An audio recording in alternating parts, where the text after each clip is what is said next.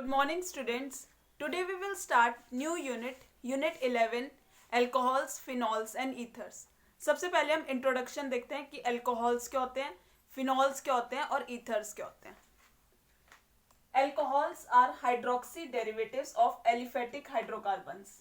जैसे एल्केन है, यहाँ से हमने हाइड्रोजन एटम हट गया और OH ग्रुप लग गया, तो ROH क्या है, अल्कोहल.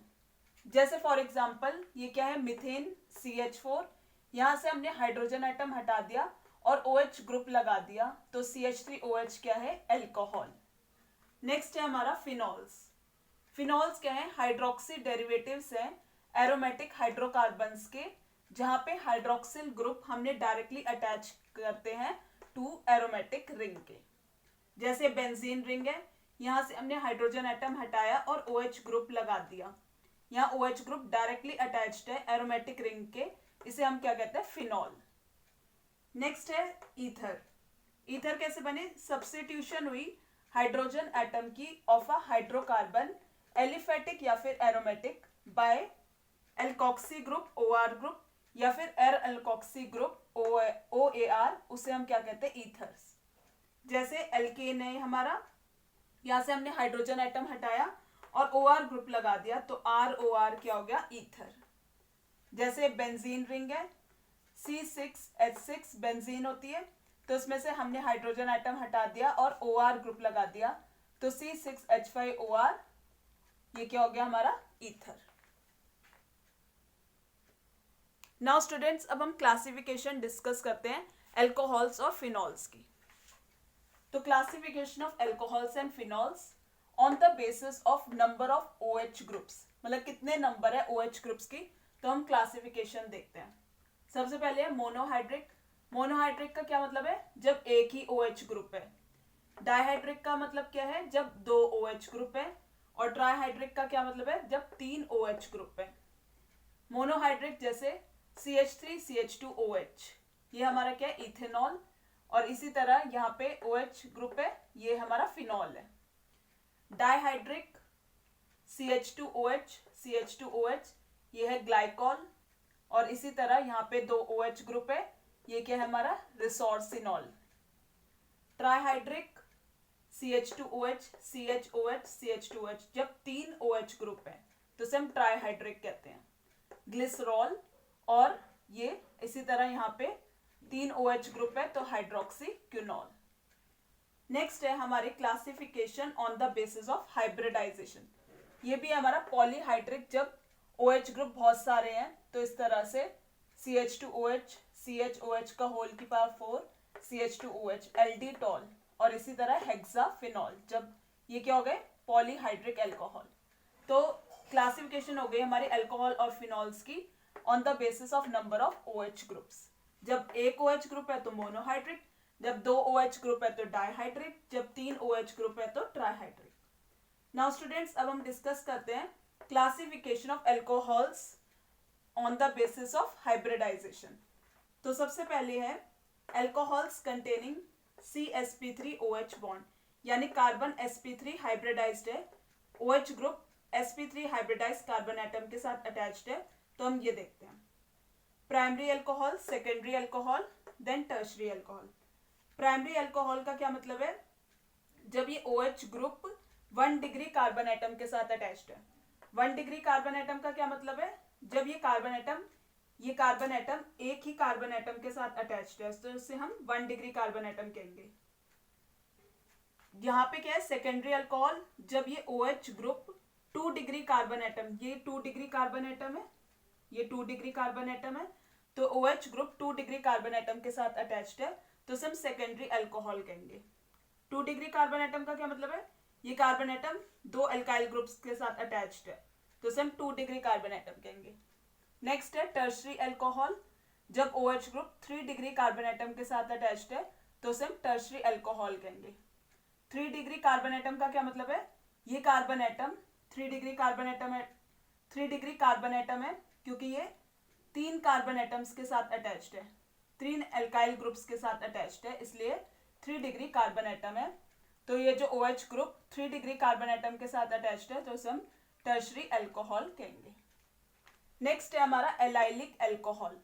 एलाइलिक अल्कोहल का क्या मतलब है, जब OH ग्रुप हमारा अटैच्ड है sp3 हाइब्रिडाइज कार्बन एटम के साथ next to carbon carbon double bond, तो ये जो OH ग्रुप ये फर्दर क्लासिफाइड है प्राइमरी, सेकेंडरी और टर्शरी। तो ये जो कार्बन एटम है ये क्या है, ये जो कार्बन एटम है sp3 हाइब्रिडाइज्ड कार्बन एटम है, ये एलाइलिक कार्बन एटम है, next to which carbon carbon double bond is there. तो OH group allylic carbon atom के साथ अटैच्ड है, तो ये है एलाइलिक अल्कोहल।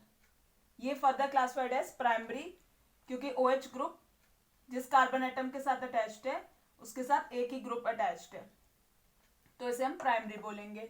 इसी तरह सेकेंडरी एलाइलिक अल्कोहल, जब ये OH ग्रुप जिस कार्बन एटम के साथ अटैच्ड है उसके साथ दो कार्बन एटम अटैच्ड हैं, यानी दो ग्रुप्स अटैच्ड है, तो उसे हम सेकेंडरी एलाइलिक अल्कोहल कहेंगे।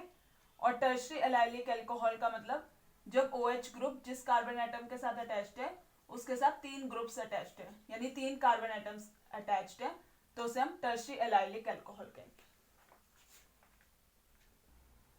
नाउ स्टूडेंट्स, अब हम बेंजाइलिक अल्कोहल देखते हैं। बेंजाइलिक अल्कोहल जहाँ पे OH ग्रुप डायरेक्ट अटैच्ड है to sp3 hybridized carbon atom के next to which aromatic ring, यानी ये क्या है, ये OH ग्रुप ये sp3 हाइब्रिडाइज कार्बन एटम है, ये कार्बन एटम sp3 हाइब्रिडाइज्ड है, sp3 हाइब्रिडाइज कार्बन एटम है, नेक्स्ट टू विच यहाँ पे एरोमेटिक रिंग है, तो इसे हम क्या कहते हैं, बेंजाइलिक अल्कोहल। ये फर्दर डिवाइडेड है 1 डिग्री प्राइमरी, सेकेंडरी और टर्शरी में, 1 डिग्री, 2 डिग्री और 3 डिग्री। इस तरह OH ग्रुप जिस कार्बन एटम के साथ अटैच्ड है उसके साथ एक ही ग्रुप अटैच्ड है। इसी तरह ये OH ग्रुप जिस कार्बन एटम के साथ अटैच्ड है उसके साथ यहाँ पे दो ग्रुप्स अटैच्ड है, यहाँ पे दो ग्रुप्स अटैच्ड है। इसी तरह यहाँ पे जो कार्बन OH ग्रुप जिस कार्बन एटम के साथ अटैच्ड है उसके साथ तीन ग्रुप्स अटैच्ड है, तो इसे हम 3 डिग्री कहेंगे। ये 1 डिग्री है, ये 2 डिग्री है और ये 3 डिग्री है।